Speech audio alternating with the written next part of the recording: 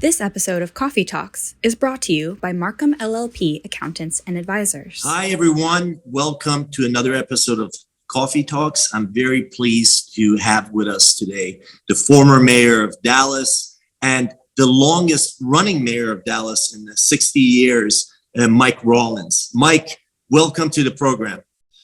Great to have you. Thank you. One of the things that I don't understand about Dallas, I was there for a month, doesn't make me an expert by any means, but it's set to be the third largest city in America by 2026. What do you think the appeal for that is? Dallas-Fort Worth as a market area is going to overtake Chicagoland and be the third largest by the year 2030. The key question is why? It's an amazing question because we don't have a harbor. Historically, we don't have a navigable river. There's no reason that Dallas should be where it is. Our forefathers did something remarkable.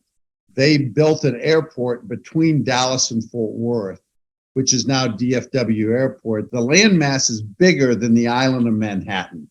Okay, just airports, just the airport. The airport is okay. Yeah. So it's a massive a piece of property, and because of that, so many corporate headquarters. You know, you're in the real estate business, location.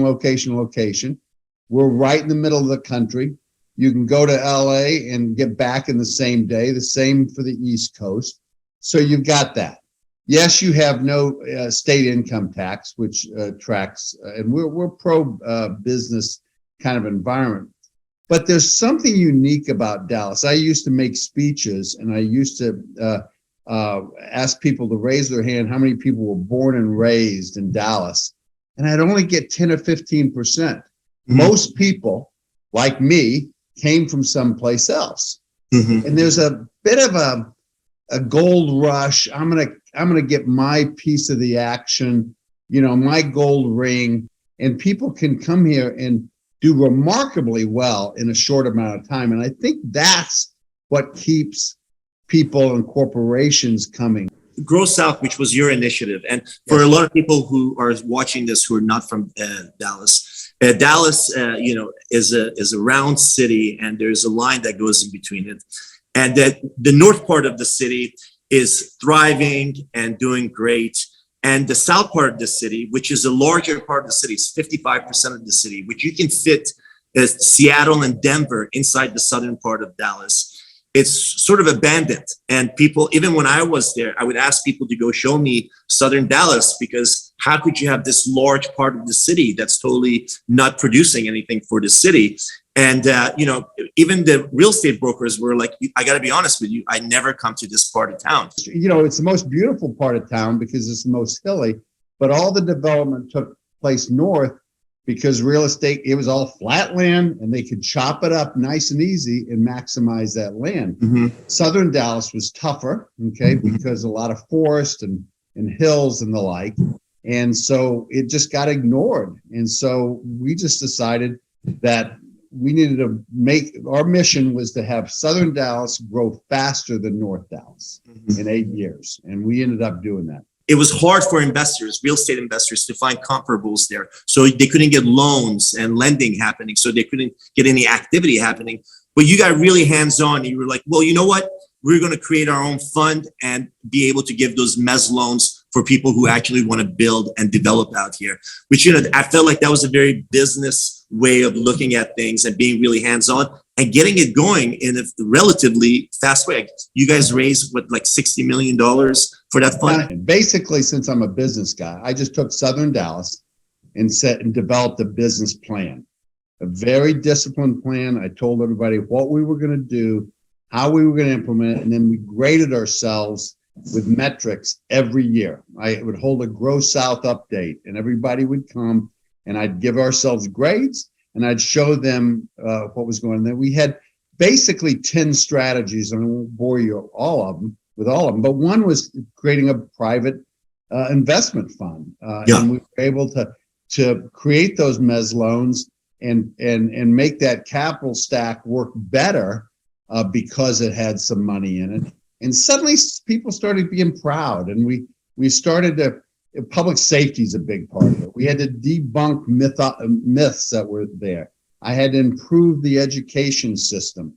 There were several things that needed. I named communities that were just haphazard, and we got together. I didn't name them, but the community named them, and we branded those things. Like any portfolio, you've got to have brands, and so we created brands there. We started marketing those brands, and people got proud. And now the real estate guys started to look at this stuff, and things started to happen. Dallas has 15 cities around it that have populations of 100,000 people or more. That's significant. To give you a sense, the city of Cleveland is only 167,000 people. So you got 15 cities around Dallas that have 100,000 people. That tax base in those other cities does not come back to Dallas. And it grew north. So like you had all these people who were north, and then you had Plano and McKinney and all these other places that were north. Mm-hmm. And meanwhile, you had this prime land within Dallas where you could keep the money within Dallas and, have that influence and have the tax bases sitting here. Because while it's great that Plano is growing at a rapid rate and Frisco is growing at a rapid rate, the Californians and other people who are coming there, it's not good for Dallas necessarily, or at least I don't think so, because you don't get to benefit from the taxes of it. You got the business issue. I look at it a little bit differently because we have a lot of people living in Dallas, reverse commuting to up north. Okay. Yeah. And people still want a downtown, and we had a hell of a downtown. We greened it up. We put parks in there, a huge amount of work in arts. And so suddenly we changed the epicenter. It became legitimate to be in downtown Dallas. And now Southern Dallas is just 5 minutes away. And so people are going, well, that's an option for me. I know Jerry Jones is a friend of yours. I don't want to put you in a tough position, but the Dallas Cowboys use the branding and the name of Dallas to push themselves to the rest of the country, but they're not located in Dallas. We had a mayor that was my kind of grandmother, if you will, her predecessor before, and she had a chance to bring the Cowboys to Dallas. And she did not like rich people getting real estate deals. Okay, he just didn't, and pissed off the family. And Arlington opened their arms up. Okay, and so everybody got so upset about that. Why didn't we get the Cowboys? Because we had the land, and so it's an important part. It was a mistake that was made. But you can't look back. You got to move forward. In the last 10 years, Collin County and Dallas County have added about 210,000 units, roughly the same amount of numbers of units that New York's added. What do you think incentivizes builders in Dallas? I'm not just talking about in the last 3 years or so, but this has been going on for the last 10 years. What is incentivizing builders to build there? I mean, obviously, there is a demand for housing there for sure. You've got such a population influx. People are coming, notwithstanding the issue of do we have the high-tech worker that's coming out of college? They're coming from other places, and it's growing fast. So you have that. Second, the land is pretty flat. Okay, you just don't ever forget that, and it doesn't flood easily in a lot of parts. So it's done well. Bricks and sticks are pretty cheap, okay, here. And, you have a kind of a pro-business, make it happen quick. You don't start a project and 5 years later get it done. If it can't get done in 2 years, people are just moving on to something else. So there's that attitude as well. Let's talk about the office space. Right now, you have one of the greatest job booms in Texas history. And, obviously they're dealing with the same sort of commercial office problems that the rest of the country is facing, which is that a lot of commercial office space is just not going to be necessary, or not as much of it as we have. Right now in Dallas, you have a 25% vacancy, which we all know it's much higher than that, but that's the number that's out there. What do you think will, that 25% gap? I don't think it's going to fill back up. Do you think it's going to fill back up? You know the numbers better than I do, so I'm not going to bet against Vegas if that's what the numbers are saying. I just feel that this too will pass.